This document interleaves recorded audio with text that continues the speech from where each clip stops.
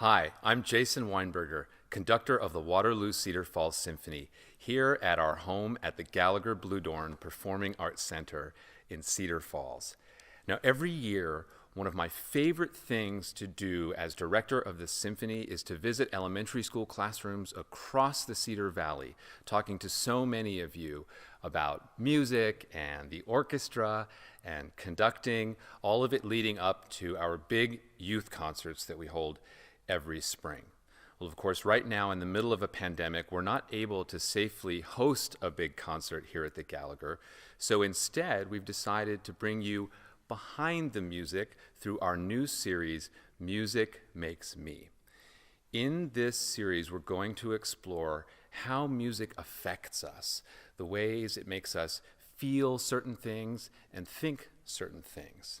And each episode will feature a different type of music. And after we have a chance to hear some of that music, musicians from the orchestra will talk about the experience of performing it, why it makes us feel a certain way, and even how they feel being on stage with the orchestra. Now, for this very first episode, I am your special guest, and I am going to talk about the title of the series, Music Makes Me. Because after all, I'm a professional musician. This is what I do for a living, and I'm very lucky to do it. And one of the most important responsibilities that I have as the conductor of the orchestra is helping to select the music that we play. So I thought it would be interesting for you to hear a little bit about that process, especially because when you think about it, the music I pick really does make me. I end up performing it on stage with my colleagues, talking to you all about it. I feel very closely tied to the music, and so I wanted to give you a personal look at why I choose some of the music the symphony plays. So we're going to start with a really wonderful piece that I think very few of you have probably ever heard before. It's a concert overture by a composer named Florence Price.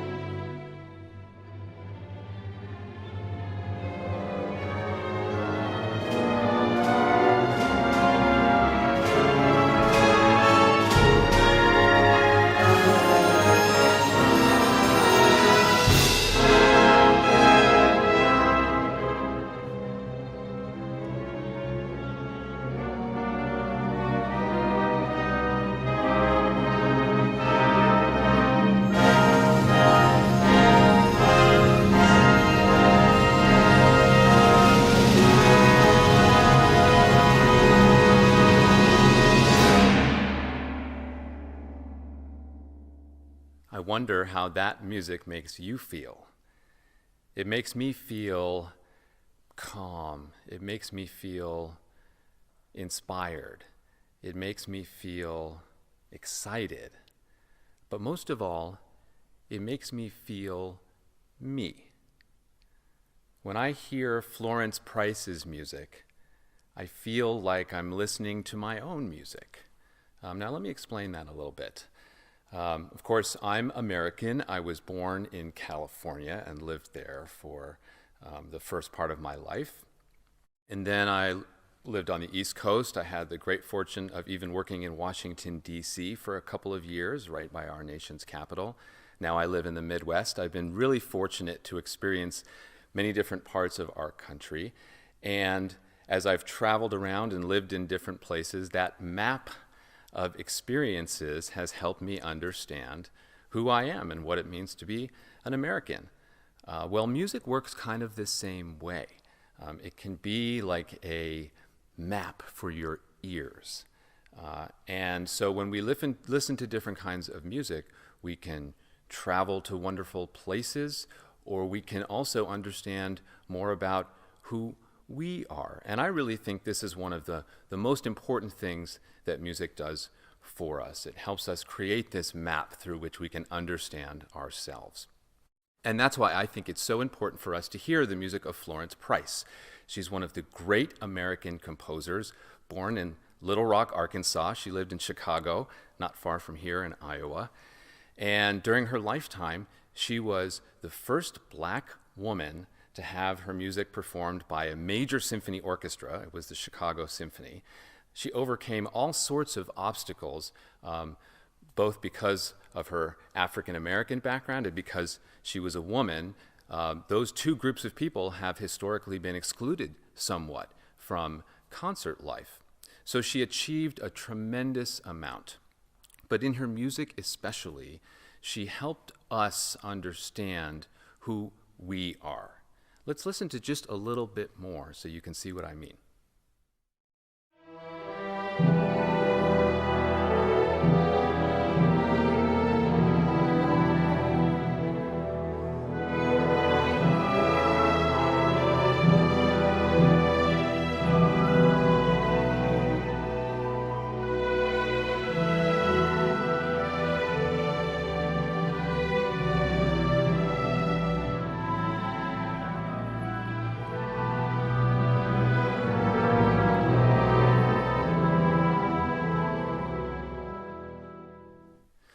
So the music you just heard is based on a spiritual, "Sinner, please don't let this harvest pass." And why is that important? Well, if you think about an orchestra, and I know many of you have had a chance to start learning about the orchestra, the instruments and the different families of instruments, the composers who we typically perform. And one of the things you've probably noticed is that many of the instruments are older, were invented hundreds of years ago, and many of the composers we perform on a regular basis also lived 200 or 300 years ago, maybe over in Europe. Now, Florence Price inherited this older tradition, but she decided to fuse it with music that came from her own native tradition, her tradition here in America.